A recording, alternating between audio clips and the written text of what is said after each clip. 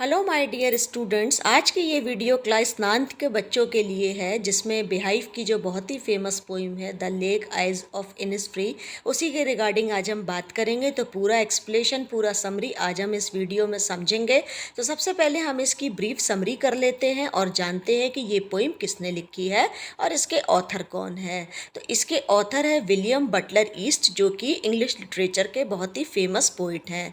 तो बच्चों, इस पोइम में बेसिकली इसकी समरी क्या है पहले वो मैं आपको बता देती हूँ, उसके बाद लाइन वाइज लाइन इसका एक एक स्टैंजा हम जो है मिलकर आपस में डिस्कस करेंगे। तो देखिए, इसके इंट्रोडक्शन की अगर हम बात करें तो सबसे पहले जो है यहाँ पर Innisfree is a name of a place. ये वो प्लेस है जहाँ पर हमारे जो ऑथर हैं उनका बचपन गुजरा है और ये उनका होम टाउन है।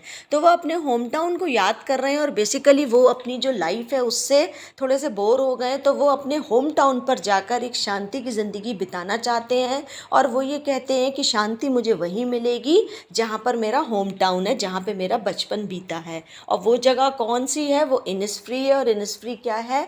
एक जो है टापू है, एक आइलैंड है। आइलैंड क्या होता है? जहाँ पे बीच में रहने की व्यवस्था होती है और चारों तरफ जो होता है वो पानी होता है, उसे हम टापू बोलते हैं।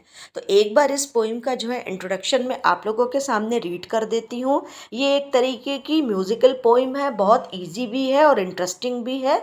छोटी सी पोइम है और इसमें पोइट जो है अपने बचपन की यादें जो है वो हम लोगों के साथ शेयर कर रहे हैं। तो चलिए एक बार मैं रीड कर देती हूँ इसका इंट्रोडक्शन।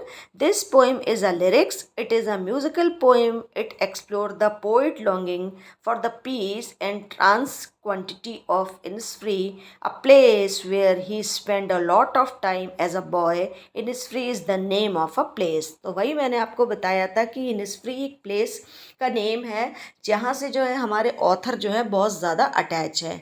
तो अब आ जाता है इसका पहला स्टैंजा, वो हम लाइन बाइज लाइन पढ़ते हैं और देखते हैं कि ऑथर इस स्टैंजा में हम लोगों से क्या कहना चाह रहे हैं। I will arise and go now and go to Innisfree. मैं मॉर्निंग में उठूँगा और उठते साथ ही मैं जो हूँ इनिसफ्री चला जाऊँगा। And a small cabin built there of clay and wattles made. और वहाँ पर मैं एक छोटा सा स्मॉल केबिन बनाऊँगा और वो मैं किसका बनाऊँगा? क्ले का बनाऊँगा। तो बच्चों, आप जानते हैं कि क्ले जो है मिट्टी को हम बोलते हैं। और यहाँ पर वो क्ले के संग संग वेटल्स, वेटल्स का मतलब होता है बच्चों टहनियाँ। तो वो क्या करेगा? मिट्टी और टहनियों का एक छोटा सा केबिन कह लीजिए या घर या झोपड़ी अपने लिए बनाएगा, जहाँ पे वो कुछ पल सुकून के बिताएगा और वो हमेशा हमेशा के लिए इनिसफ्री में रहेगा, क्योंकि इनिसफ्री उसका होम टाउन और वहाँ पर उसको एक तरीके की शांति मिलती है। 9 bean rows will I have there a hive for the honey bee. और वो क्या करेगा? 9 रो बनाएगा, यानी कि 9 क्यारियाँ बनाएगा और उसमें वो बीन्स उगाएगा। हरियाली उसको रखनी है अपनी झोपड़ी और अपने घर के आसपास। और वहाँ पे वो हनी बी के लिए एक छत्ता बनाएगा और वहाँ पे जब भर्र की आवाज़ करके जब सुबह के टाइम मधुमक्खियाँ आती हैं तो वो जो आवाज़ निकालती हैं वो उसको भी इंजॉय करेगा। And live alone in the bee loud glade. और वो जो सुबह के टाइम जो झींगुर होता है, जो झींगुर की जो आवाज़ निकलती है, वो उसको भी इंजॉय करेगा। मधुमक्खियों के लिए वो वहाँ पर एक छत्ता लगाएगा जिससे मधुमक्खियों का आना जाना लगा रहे। वो उनकी आवाज़ को भी परेशानी के साथ नहीं, बल्कि वो उनकी आवाज़ को भी इंजॉय करेगा। अकेला रहना चाहता है। तो इस फर्स्ट पैराग्राफ में जो पोइट है वो सिर्फ अपनी पीस को हम लोगों के साथ शेयर करता है कि मैं इनिसफ्री अपने होम टाउन जाके रहूँगा और वहाँ पे मैं अपना घर बनाऊँगा, मधुमक्खियों का छत्ता बनाऊँगा और मैं उनकी आवाज़ों को इंजॉय करूँगा। आगे देखते हैं second para. And I shall have some peace there for peace comes dropping slow. और वहाँ जाकर के मुझे शांति मिलेगी, क्योंकि शांति इन्हीं सब चीज़ों से आती है, जैसे हनी बी से और जो है झींगुर की आवाज़ों से मुझे एक तरीके की शांति महसूस होगी। ऐसा पोइट इस वाले स्टैंजा में कह रहे हैं। नेक्स्ट वो क्या कहते हैं? Dropping from the veil of the morning to where the cricket sings. और जब मॉर्निंग अपना घूंघट हटाएगी, यानी कि जब सुबह होगी और जब बादल छटेंगे तो क्या होगा? झींगुर जब आवाज़ करेंगे ना, तो वो वाला सीन भी बहुत मुझे प्यारा लगेगा और उन सब चीज़ों को भी मैं इंजॉय करूँगा। और फिर वो इनिसफ्री के बारे में बताते हैं। There midnight's all a glimmer and noon a purple glow, वहाँ की जो रातें हैं वो ग्लिमर हैं, मतलब चमचमाती हैं तारों से, और जो वहाँ की दोपहरें हैं वहाँ पे एक पर्पल ग्लो है। And evening full of the linnet wings, और जो वहाँ की शामें हैं हेमिस्फीयर की, वह वो जो है लिनट नाम की एक चिड़िया होती है, एक पक्षी होता है, वो वहाँ पर अपने विंग्स फैलाती है। तो इस तरीके से उन्होंने सुबह दोपहर शाम सबके बारे में बताया है कि इनिसफ्री में सुबह कैसी होती है, दोपहर कैसी होती है, शाम कैसी होती है, और वहाँ पर इन सब के संग मैं एंजॉय करूँगा।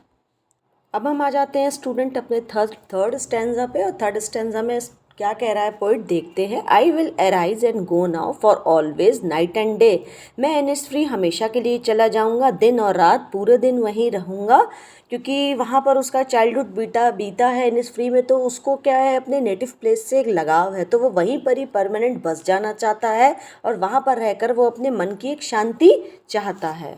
आगे पोइट कहता है, I hear the lake water lapping with low sound by the shore while I stand on the roadway or on the pavement grey. वो ये कहते हैं कि जो लेक का मतलब होता है बच्चों झील, जब झील तेज तेज आती है या समुद्र के किनारे भी आप खड़े हो जाते हैं तो जो लहरों की आवाज़ होती है उसे हम क्या बोलते हैं, शोर बोलते हैं।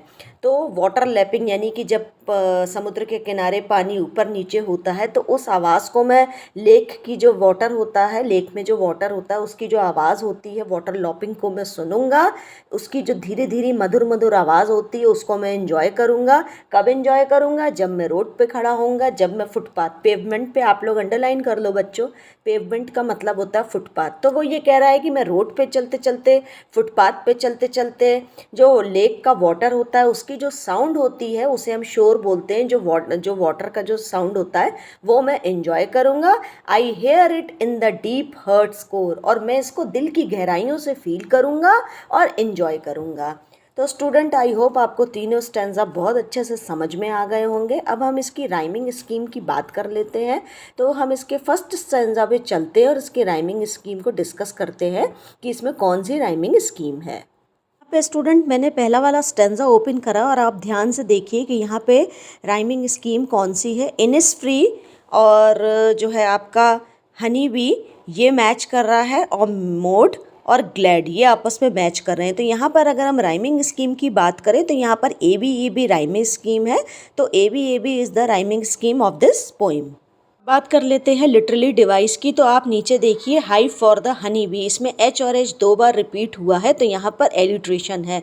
जब कोई भी लेटर, किसी भी वर्ड का कोई भी लेटर बार बार रिपीट होता है तो उसे हम कहते हैं एलिट्रेशन। इसके बाद ऊपर वाली रो की अगर हम बात करें, I will arise and go now, ये यहाँ पर भी रिपीट हुआ, थर्ड वाले स्टैंजा में भी रिपीट हुआ है, तो यहाँ पर भी है एलिट्रेशन। अब बात कर लेते हैं सेकंड वाले स्टैंजा की, उसमें जो है वो पर्सोनिफिकेशन है। आइए देखते हैं कैसे। यहाँ पे देखिए घूंघट का, थर्ड वाली रो में देखिए घूंघट का कंपैरिजन जो है वो मॉर्निंग से किया गया है, तो यहाँ पे पर्सोनिफिकेशन है। बेसिकली पर्सोनिफिकेशन क्या होता है, जब किसी लिविंग थिंग का कंपैरिजन हम नॉन लिविंग थिंग से करते हैं, तो जो मॉर्निंग है वो हमारी नॉन लिविंग थिंग है, और घूंघट यानी किसी लेडी के घूंघट का कंपैरिजन किया जा रहा है, तो यहाँ पे है स्टूडेंट्स पर्सोनिफिकेशन। अब बात कर लेते हैं थर्ड स्टैंजा की। तो स्टूडेंट जो थर्ड वाली रो है, I hear the lake water lapping with low, यहाँ पर एल की साउंड जो है बार बार रिपीट हुई है, तो यहाँ पर भी जो है वो है एलिट्रेशन, यानी कि यहाँ पर जो एल है और एल का साउंड है वो रिपीट हुआ है बार बार। तो आई होप स्टूडेंट आपको ये पोइम और इसकी एक एक लाइन और स्टैंजा बहुत अच्छे से समझ में आ गया होगा। इसको ज़्यादा से ज़्यादा अपने फ्रेंड्स में शेयर करिएगा ताकि सारे बच्चों को ये पोइम अच्छे से समझ में आ जाए। अगर हम डिफ़िकल्ट वर्ड की बात करें तो पेवमेंट आप देखिए थर्ड वाले स्टैंजा में, उसका मतलब होता है फुटपाथ।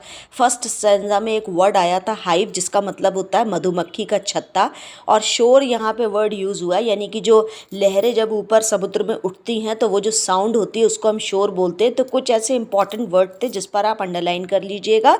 आई होप आपको सब कुछ बहुत अच्छे से समझ में आया होगा। आगे की जो 9th क्लास की पोइम है उसके लिए मेरे चैनल से जुड़े रहिए, ताकि मैं आगे की जो आपकी पोइम है उसका भी एक्सप्लेनेशन, समरी वगैरह सब कुछ जो है अपलोड करूं। बाकी बाय बाय, मिलते हैं नेक्स्ट वीडियो में आप लोगों की नई पोइम के संग। ऑल द बेस्ट, तब तक के लिए बाय बाय, टेक केयर।